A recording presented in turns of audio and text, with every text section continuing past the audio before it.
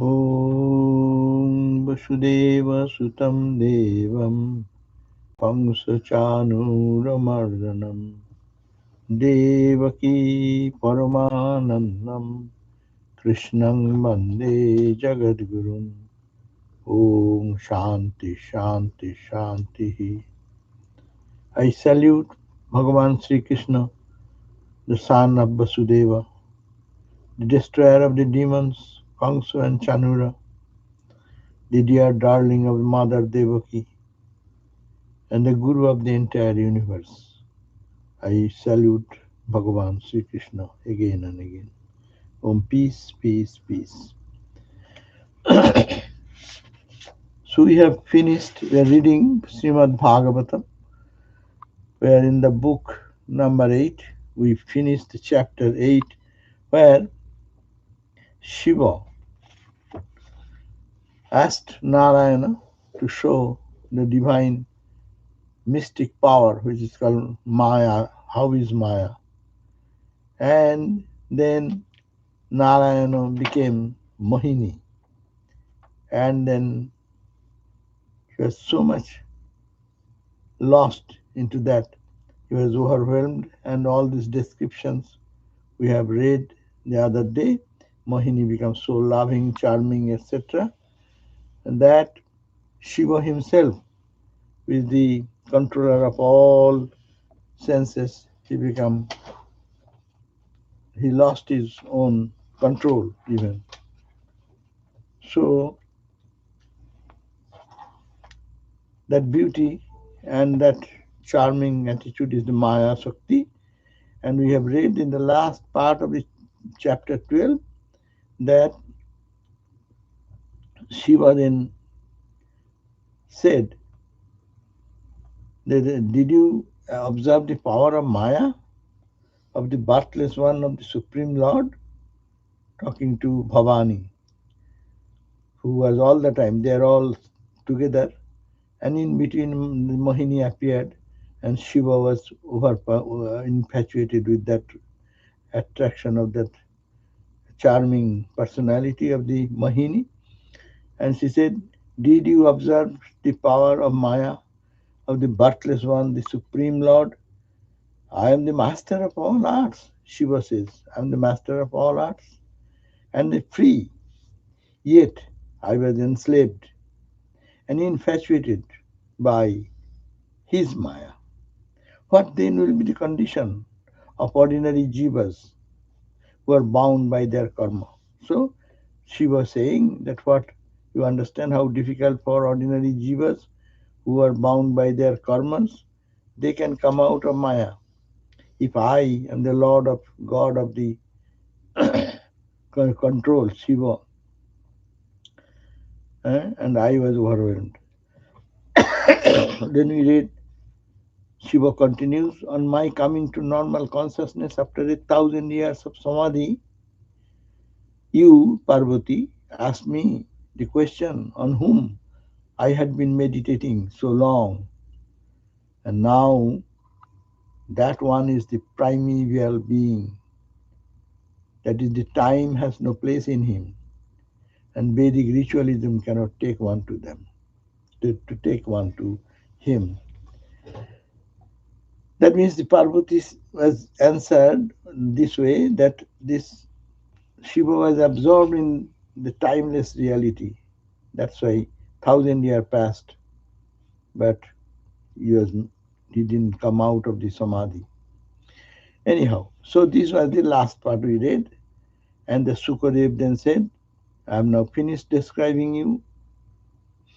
The Mahavishnu supported this entire mountain of Mandara. No efforts on one who repeated on of or hears his glory, then is this type of story of the greatness of Lord Narayana. Naturally, he will be released from the vicious cycle of birth and death. I salute the Lord who fulfills the prayers of devotees that take refuge in him. And it is saying, Shukadev says, that I salute the Lord who fulfills the prayers of devotees that take refuge in him. who assuming a false female form, filled the asuras with infatuation and enabled the devas to consume the ocean-born Amrita. The devas who sought refuge at his feet, which only bhakti can reveal, and which the faithless and the impious men cannot never reach. So it says that only by the grace of Narayana one can get real bhakti, and that real bhakti can reveal the glory of Lord Narayana.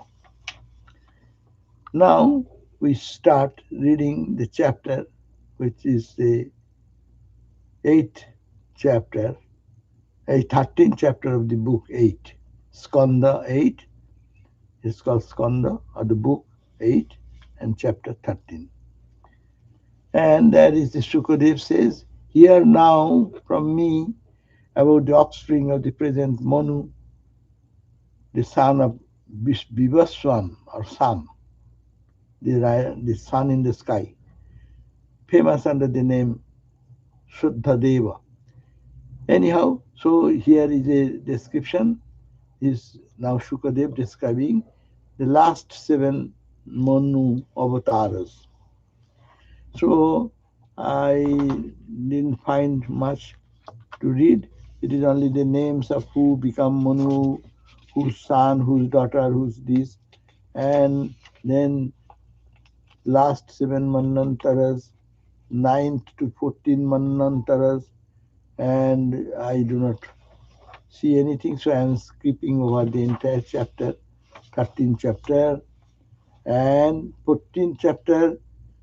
I skipped the entire 13th chapter because that's the name of whose son become who become whom, and it is difficult to remember the names also, and so Sanskritized them. So I am skipping them. Oh, the Devas, Savarni will be the 13th Manu, Chitrasena, Vichitra, and others will be his sons, Sukarma, Sutrama, and others will be Devas, like that. All these different names who have become already and who the Manus will be. Now the question came on the chapter 14, what is called the Manantara? What is Manantara? What is Manu? So Raja asked functions of Manu. So Raja asked on 14th chapter, verse number 1, O Holy One, please tell me, one, on what works or duties were these Manus commissioned by the Lord during the periods of their supremacy. So they are kings.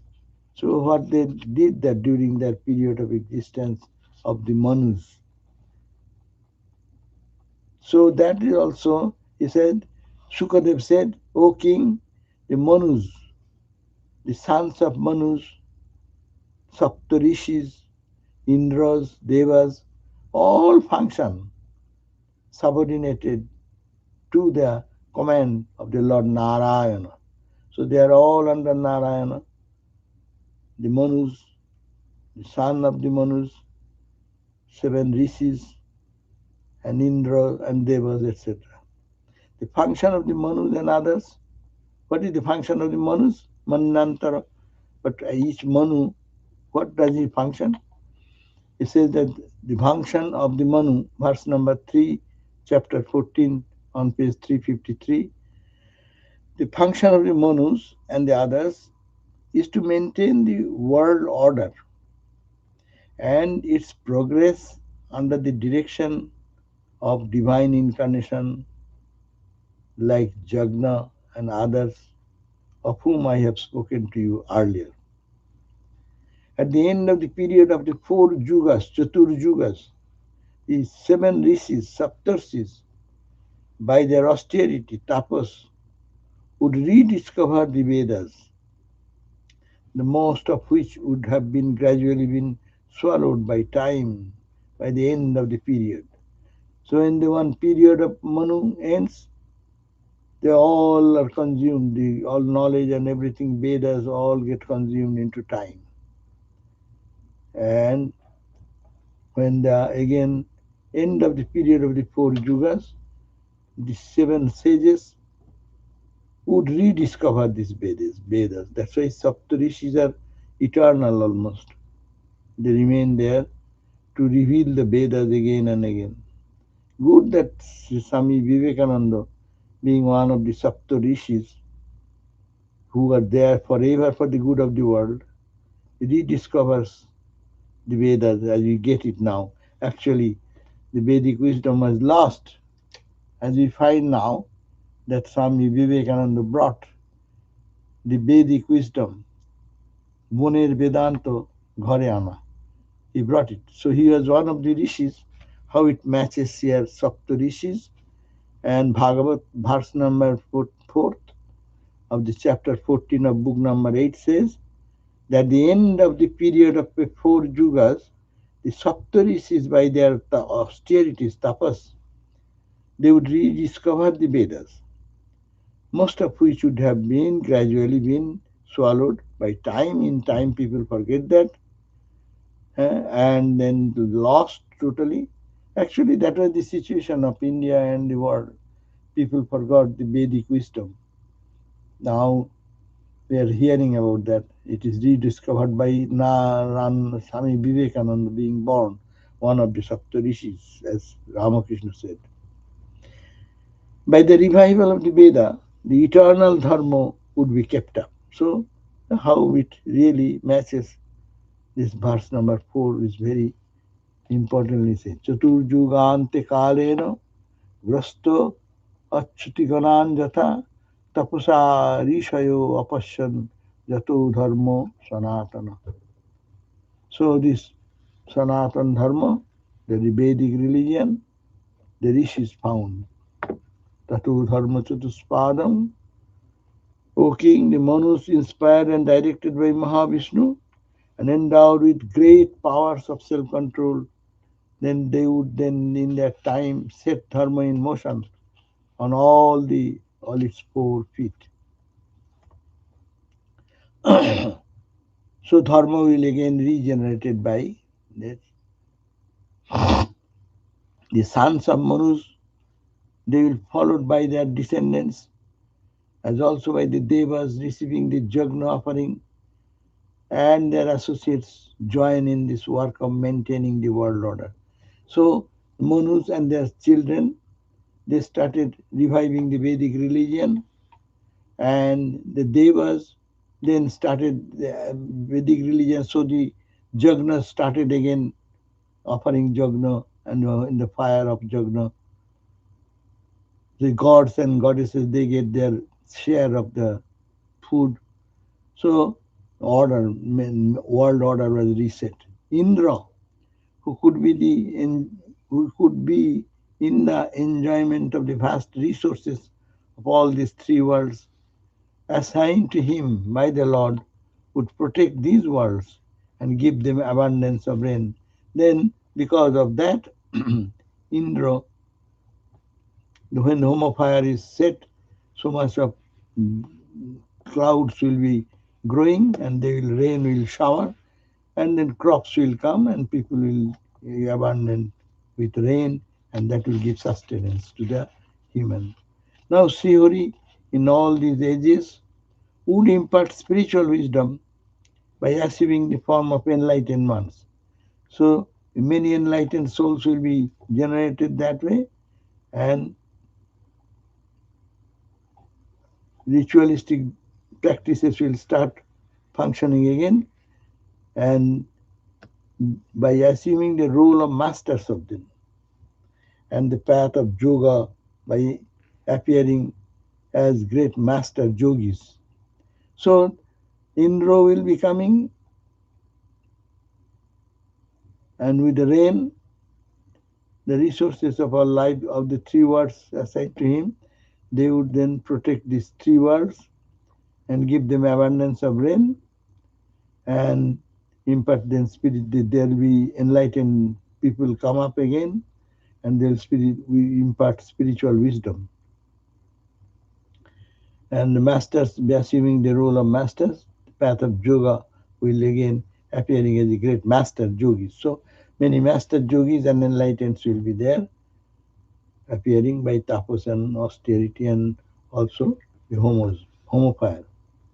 In the form of Projeshwara, he, the Lord, created this universe. As Indra, he slew the Dasyus, and as time, bringing all things and beings to an end. Though the Lord is described and praised by various scriptures and philosophies, man with perceptive power of his mind, dulled and destroyed by Maya, is not able to perceive him directly. So though the Lord is praised as way described by various scriptures and philosophies, men will not be able to do anything because of his Maya, destructive Maya. They will not be able to perceive God directly. A Mahakalpa is the full lifespan of Brahma, lasting for two parardhas. In that there are divisions of called intermediary kalpas, vikalpa, each of which stands for a day of Brahma. That's what has been said relates to the vikalpas, each of which wise men say has 14 manantas, periods of supremacy of Manus. So anyhow, I don't anything to understand. So we are. This is the end of the 14th chapter. Now I'm going entering into the 15th chapter. Now Boli, this chapter 15, book 8, verse number 1, on page 354. Boli invades Indra's heaven. Now, as always happens, the Deva and Asura fight. The Boli is the, what you call, is the Lord God of the Asuras.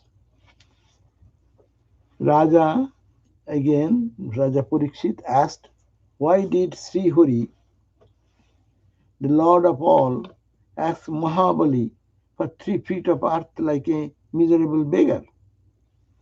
There is a story that Bali was a great, has a pride that he is a very, what you call, he is very, he gives away everything. Anyone asks anything from him.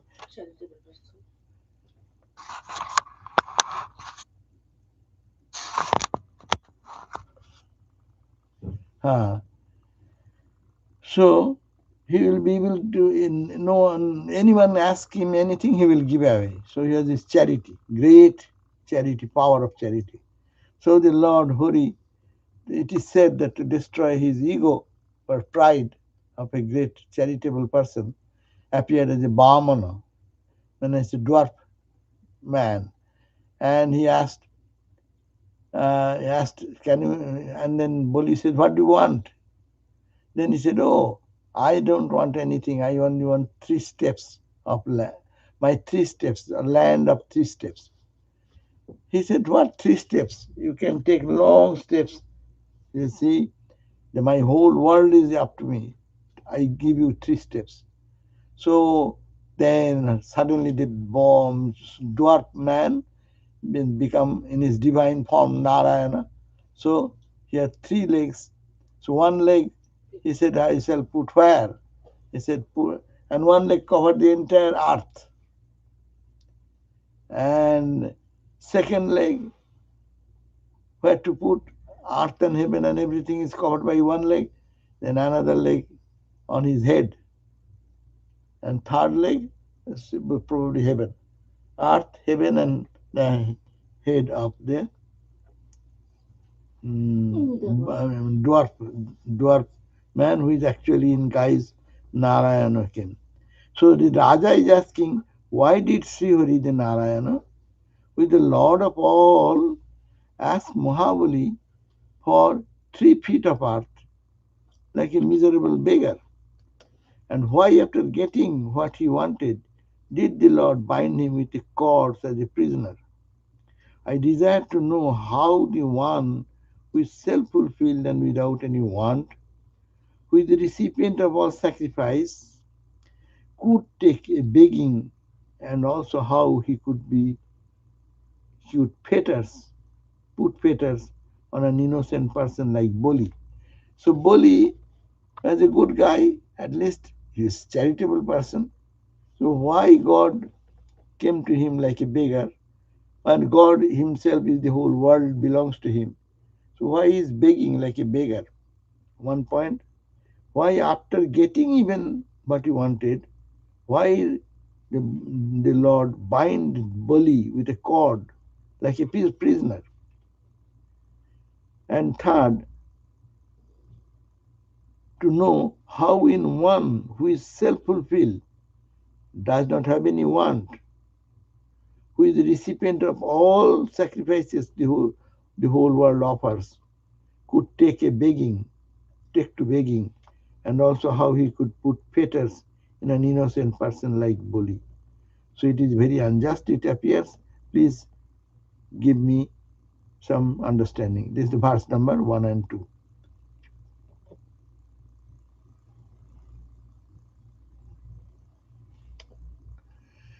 Um, so, Boli, Padatrang Bhume, three steps of Bhumi, earth, Kasmad,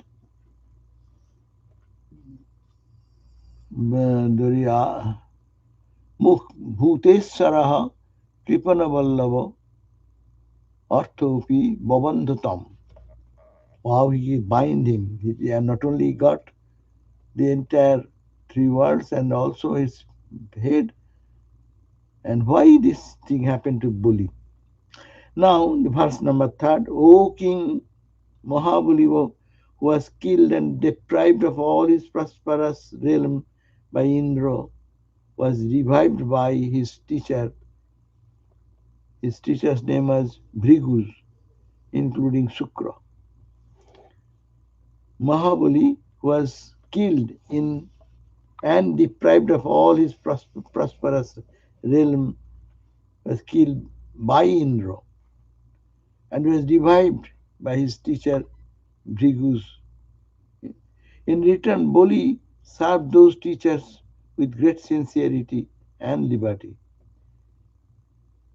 The Bhrigus, the clan of eminent Brahmanas, whose leader was Shukra, were very much pleased with Bali because of this service, who was desirous of conquering the heavenly region.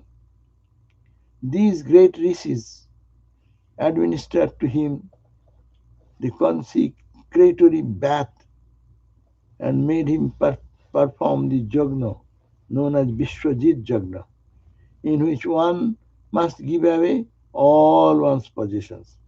So the thing comes like that, the story, the king Mahabali, O King Mahabali, who was killed and deprived of all his prosperous realm by Indra, was revived by his teacher Bhrigu and Sukracharya.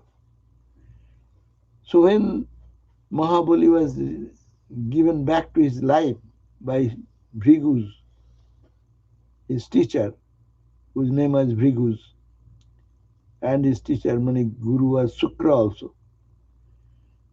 As a result, Boli was very grateful to Bhrigus and Sukras and served these two teachers with great sincerity and liberality. When I worshipped them, respected them, and served them. The Bhrigus, the clan of eminent Brahmanas, whose head was headed by Shukra, were very much pleased with Boli. So Boli that did so much service to Bhrigus and Shukras that they were very pleased with Boli. Boli was desirous of conquering the heavenly region. These great rishis administered to him means to Bali, the consecratory bath, and made him perform a jagna. So said, "O Bali, you perform this jagna." And what is the name of the jagna? It is called Vishwajit Jagna. One of the name of that special jagna, it is called Vishwajit Jagna, in which one must give away all one's possession. That was the condition. That if you do perform that jagna, then you will have to give away whoever comes as a charity at the end of the jagna. Out of the sacrificial fire came out a divine chariot, inlaid with gold and yoked to horses, which vied with Indra's steeds in color, and having a flag with the emblem of a lion. So one chariot appeared out of the jagna. 6th verse. Also came out a never exhaustible quiver and an armor of heavenly workmanship. Boli was presented with an unfading garlanding of flowers by his grandfather Prahlada and a conch by the Rishi Shukra.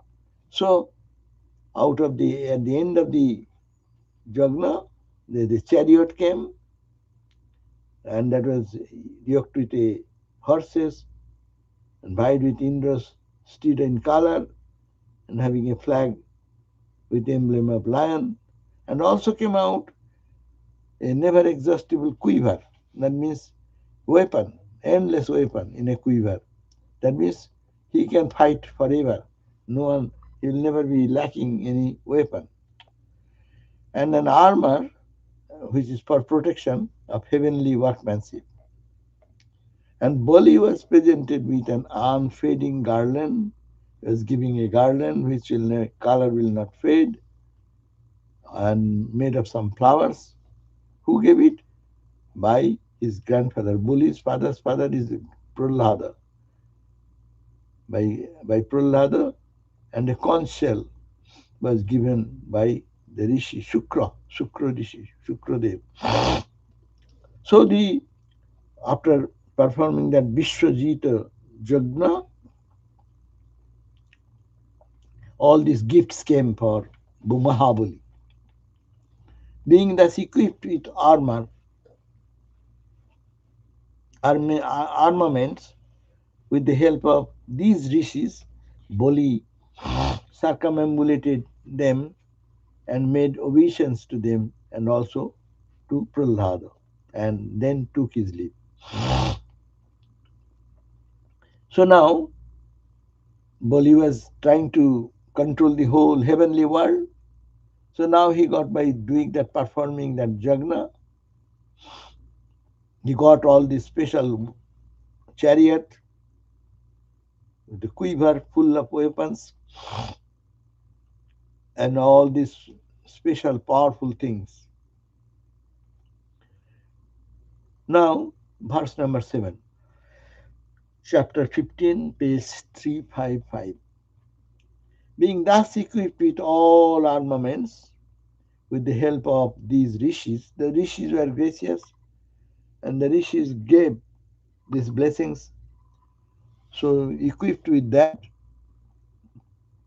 all armaments, with the help of these rishis, Bali was very respectful.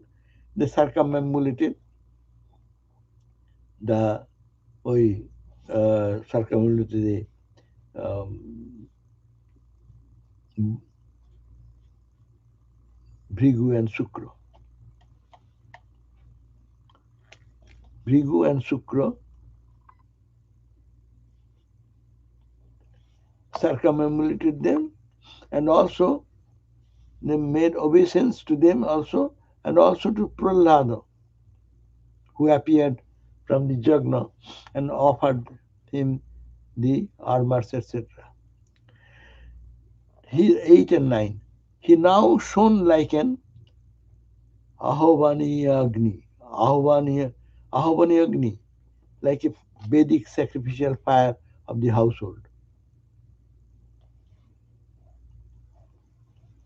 as he seated himself in his chariot given by the Rishi Shukra of Bhrigu's line, with all equipment like bow, quiver, sword, armor, and with his personal decorations like garlands, shining armlets of gold and sparkling earrings, etc.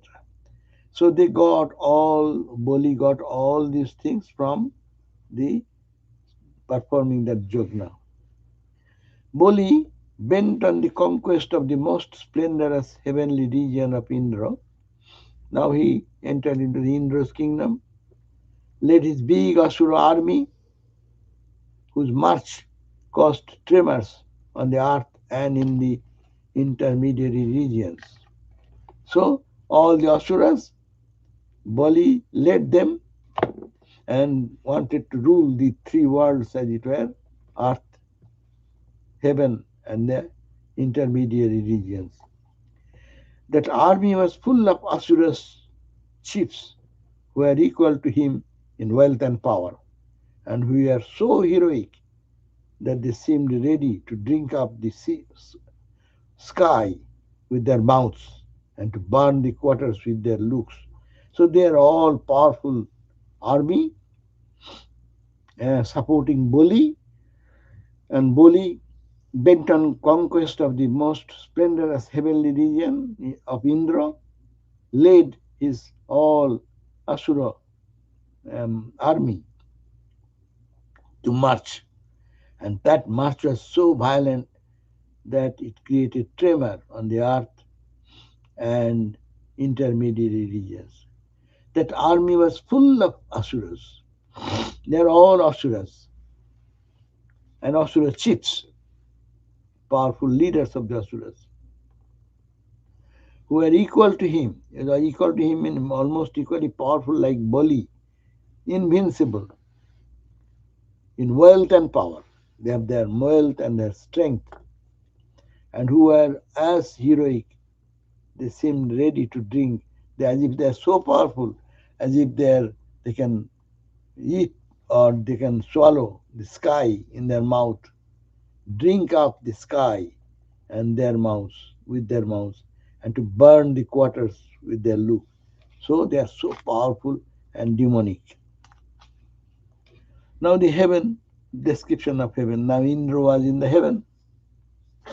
The heaven of Indra was so full of attractive features that it made the very deity of splendor lusterless. That means it was so beautiful, Indra's kingdom, attractive features, that it made the very deity splendor lusterless. The deity itself becomes, as if the deity means Indra. Indra is, in comparison to his attractive features in the kingdom, is full of luster. It had famous gardens and parks like Nandana, great centers of natural beauty. Nandanban we hear about in the heaven. It is Indra's garden, uh, garden and park. Indra's garden and park, beautiful, famous garden and park like Nandana, which is the great source of natural beauty, where in were celestial trees whose branches bend under the weight of tender leaves. When a tree full of leaves and branches, flowers and fruits, bend in the leaves, flowers and fruits. The tree is beautiful tree, and which harbored numerous birds warbling with their consorts, and humming bees inebriated with honey. So this is a description of Indra's celestial garden. And it has lotus lakes abounding in many kinds of water, and there is water birds like swan, crane, chakravakas, various types of uh, karanada, karanadavas, karanadavas, and providing facility for water sports for hilarious celestial women attended by their male companions. So there is a beautiful garden, mainly to say Nandana garden. Garden is beautiful, lakes are beautiful, and all are bright, brilliant, trees are full of flowers, fruits, etc. And that city was built by Vishwakarma.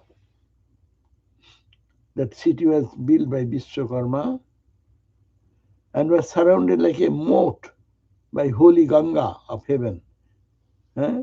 And that is it is moated by holy Ganga and by high walls resplendent like fire and having on their tops battlements for use in time of war. It had doors. That means it is covered. It is a very selected, it is a very protected area. So that's why he said that high walls are all around, and the Ganga water is going on as it. So it is all circumambulate. The city is surrounded by water, so no one can attack. I think that is the idea, and the wall will protect. And it had doors. It had doors. This Indra's kingdom has the entrance point, doors with shutters of plated gold. They are all made of gold, towers of crystals, and highways well laid with proper alignment. Road are perfect, eh? and door is even the door, main entrance door is plated with gold, and the towers with full of crystals and all abounding valuable things Vishwakarma as planned by the celestial architect Vishwakarma. So celestial architect Vishwakarma created this special place of Indra, the kingdom of Indra. Now, as we heard, that Bali is now marching towards Indra's kingdom with all his military forces. 16 verse. It had many assembly halls because it is a description, beautiful description. Indra, Indra's heaven. Indra's heaven is there. Indra lives in that. His abode is such like our president's quarters or something like that. It had many assembly halls, courtiers, subsidiary roads, and its several crossroads were lined by high mansions with balconies and sit-outs made of coral and studded with diamonds. Baba, a rich city condition.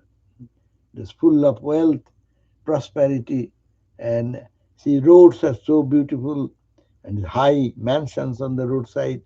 The balconies are protruded, and there is a place for sit out, and those are made of coral and studded with the diamonds. Resplendent like rays of fire. So it is so beautiful, it is resplendent with fire, rays of light, as it were. And girls with perpetual youth and beauty. So naturally, everything is for all youthful, all bright, all beautiful, all place of enjoyment. And dressed in spotless garment. All the women were spotless. We using spotless garments. They are moving all around everywhere. The wind deity, the god, lord of wind, about wind deity is ever present to welcome visitors. That means cool breeze welcomes the visitors, as it were, with a gentle breeze, rendered fragrant with a sweet smell of fresh Sugandhika flowers, a special flower which is very fragrant flower. Sugandhika, Sugandha, fresh Sugandhika flowers, and the air is very pleasing air. Wind deity, ever present, welcome visitors as it were with gentle breeze. That means no hot to sun to enjoy. It is like a beautiful breeze flows there. The flowers are smell like that of Saugandhika, Sugandha, fallen flowers, fallen from the braids of celestial women. So they from their hair, they put the flowers, and that is falling down, they creating the wind, the breeze, and also the flowers, fragrant flowers. Through the gold inlaid windows of the mansions, through which celestial women were seen to pass up and down, came out thick and grey clouds of smoke from burning frankincense spreading on to the roads. From the windows, the ladies, celestial women, they can be seen to pass up and down. They're going their room maybe and coming out, and we can see that the windows, through the windows, thick and grey clouds of smoke is coming. But that smoke is what? Burning the frankincense. Beautiful, uh, fragrant, what we call the dhoop, spreading on to the roads, and they're throwing into the road, so the road becomes very fragrant. Everywhere there are decorations of pearl strings, flagstaffs inlaid with gold and studded with precious stones, many banners of variegated colors and sea sizes, and balconies are all decorated with bunting. The atmosphere was filled with the sound of peacocks, doves, humming bees. They mingled with the sweet and auspicious music of the celestial women. They so occupying the mansions of the city. So everything is singing, dancing, wealth, prosperity, flowers, fruits, etc. Everywhere, and beautiful women, and their moving celestial women occupying their mansions in the city.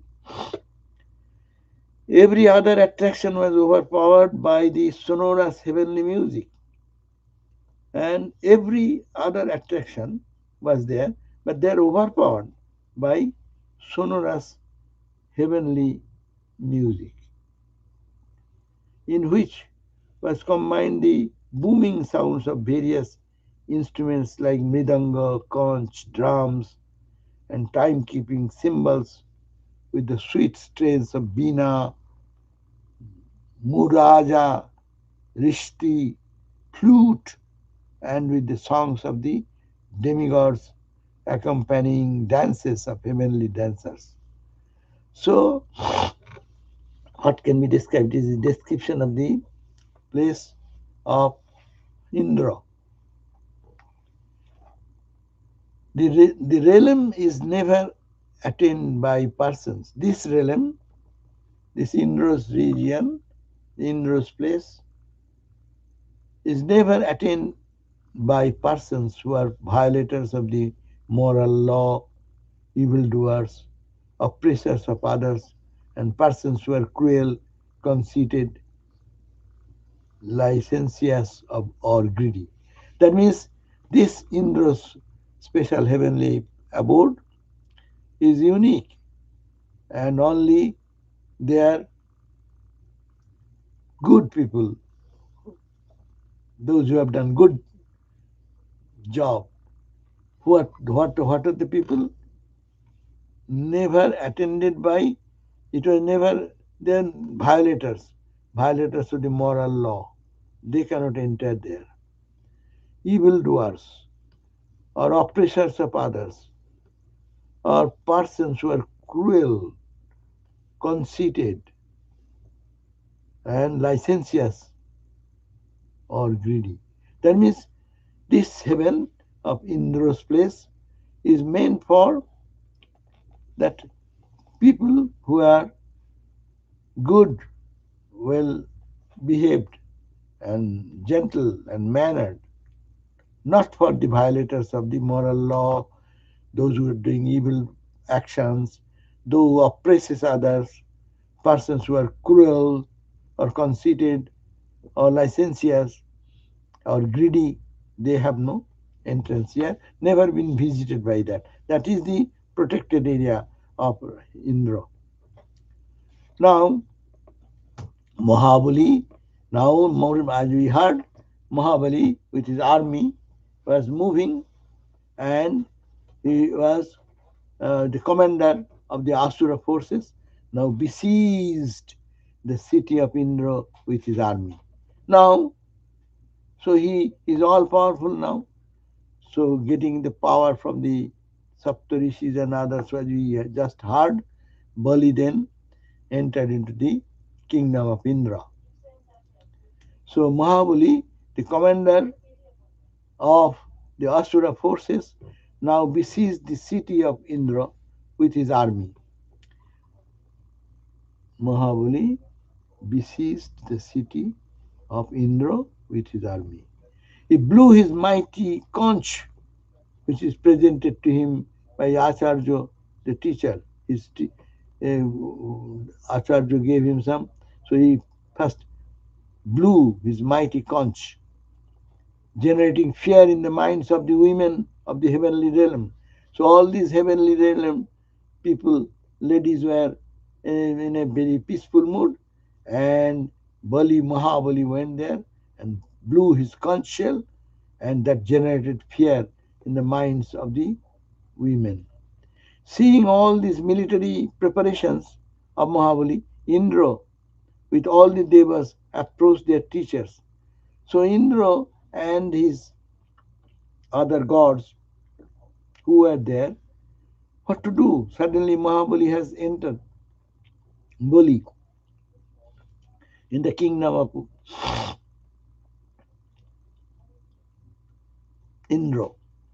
So the Indra and others then prayed to the Lord God. Oh, honored sir, our old enemy Mahabali is making now another effort to conquer us. It is impossible for me to bear with his conduct. How has he become powerful again? So that is, he's praying to the Lord God. Indra and his other gods are praying to Narayana. Oh, honored sir, here is our old enemy. Mahabali again has entered here. Mahabali is now making an effort, another effort, to conquer us again from the heaven. It is impossible for me to bear with his conduct. How has he become so powerful? So that was the question. He was praying to the Narayana. No one will now be powerful enough to meet him in battle. It looks as if he is going to swallow the whole world, lick up the regions, and burn up everything by his look. He is fierce as fire that comes out of the mouth of Sankarsana at the time of cosmic deluge. So the warrior, big warrior, this Ashura, Bali, is now coming here, and he is swallowing us, and again making an attempt to conquer the heaven and trying to throw us out. Please tell me, O Lord, how our enemy has acquired this irresistible might. Where did he get it? This power. How did he get this power of body and mind and the courage that have emboldened him to attack us? So, what has happened? Why did it happen? Please tell us. The teacher said, O Indra, I know that the cause of enhancement of these powers of your enemy is that the Bhrigus, his teacher Shukra, and his disciples, who are great experts in the Vedic lore, have imparted their own Brahminic power to them. So they have become powerful because, Shukra, the teacher of the demons, and his disciples, and the great experts of Vedic lore, Brahmins, they have imparted this power, Brahminic power. It is the Brahminic power of them imparted to Bali, and Bali has become now invincible. Neither you nor other celestials like you can stand before him now. Because as a man cannot stand before Jama, the deity of death, so you cannot stand before. He has become so powerful by the power of the Brahminic power. Only Srihari can face him. So it is not for you. Sorry, I said that they are asking to Narayana. No, it is not Narayana.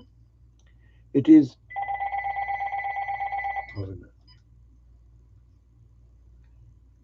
Narayana. No, it is not Narayana. He is asking to the teacher of the Devas are Sukra, as a demon, the guru of the teacher of the gurus, Asuras, and who is the guru? Who is the guru of Suras, Devatas? Brihaspati. So he is asking Brihaspati, how it happened, who empowered them, and what it is happening. So Brihaspati said, you cannot do anything. It has been come by the Brahminic power, and it is Hari, Lord Hari can only face him. Therefore, you all abandon the heavenly region now and go into the hiding until the time turns against the enemy and tends to his downfall. So now he said,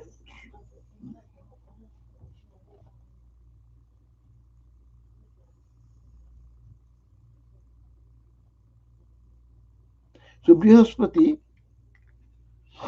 told that you cannot do anything.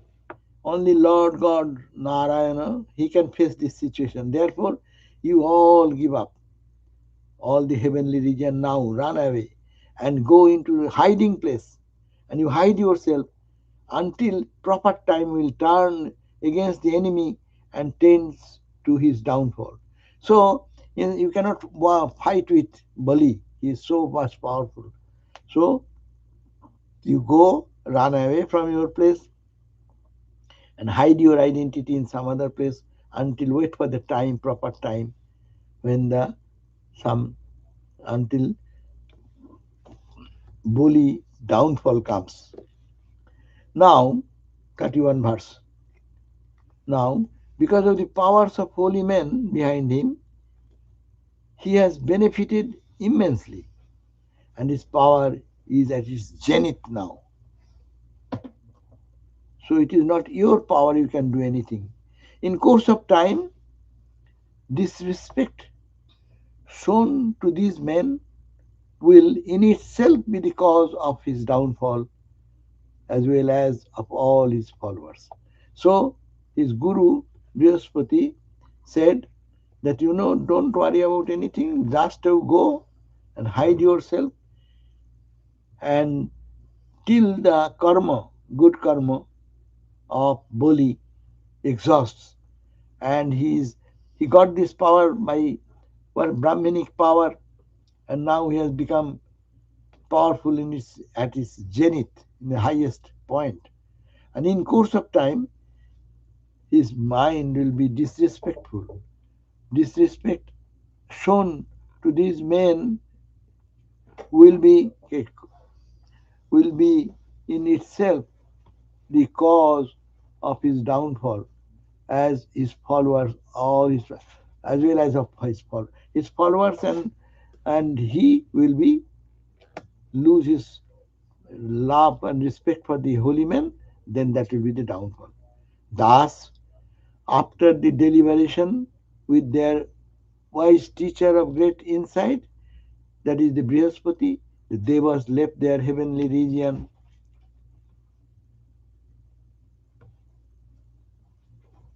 disguised in different forms. So they left it and disguised themselves in different forms and disappeared from heaven, from Indra's kingdom. When the Devas thus disappeared, Bali, the son of Virochana, took possession of the heavenly citadel of the Devas and making it his capital, controlled all the three worlds. So he took the position of the Indra and took up all the heavenly quarters, and he made his capital, and capital where he controlled the three worlds, earth, heaven, and control all the three worlds. Shukra, who loved his obedient and victorious disciples Bali, made him perform 100 horse sacrifice. Now comes the guru of Bali, that is the Shukra, who loved his obedient and victorious disciple Bali, asked, made him perform 100 horse sacrifice. It is called Aswamedha Jagna, for the retention of the power and status he had gained. So now he has become the king, but he said that now you do 100 Aswamedha Jagna. The, so that the practice is that the horse will go in any direction, and all the kings will have to accept the, the obedience under Bali. They will be there, otherwise they will be, the Bali's military force will get into war and kill them and destroy the others, and by force they will conquer the other country. So 100 horses sacrifice for the retention of the power. Retention of power, he got it already. It will be retained and its status will be gained. By this efficiency of these horses sacrifice, Bali's reputation spread everywhere in all the three worlds, and he shone like the moon everywhere. So he sent that, did that jagna of 100 Ashwamedhas, and then his glory, Bali became so powerful, reputation, full of reputation, and he spread everywhere in all three worlds, and he shone like a moon everywhere. That means he became the king of the entire universe. With a complete sense of fulfillment, Bali enjoyed the power and opulence he had gained through the power of holy men. So, main point is that to the power of the holy man, Bali got this, and he, by instruction of his guru Brihaspati, sorry, by Bali's the guru Shukra, they performed a 100 horse sacrifice jagna, and his glory become known to everywhere, and everywhere he become very famous. So here is the end of the 15th chapter. Next day we will start 16th chapter. So here is the end. They're reading that this Bhagavat Mahapurane, Paramahansa Samhita, Ashtam Skandhe, Pancho Panchadasodhyaya. 15th chapter ends here. Boli became the king, he became powerful. Indra and others left their palace and left their kingdom, and they are hiding in different, taking different forms of non-recognizable form here and there. And we'll read the chapter, 16th chapter, next day. This is the end of 15th chapter. Om Shanti Shanti Shanti Hari Om Tat Sat Sri Ramakrishna Arpanamastu. So we'll meet again at 7:30 in the Seta Sitra Upanishad class. Thank you all who are on the line, all of you. Mother bless us all. Thank you.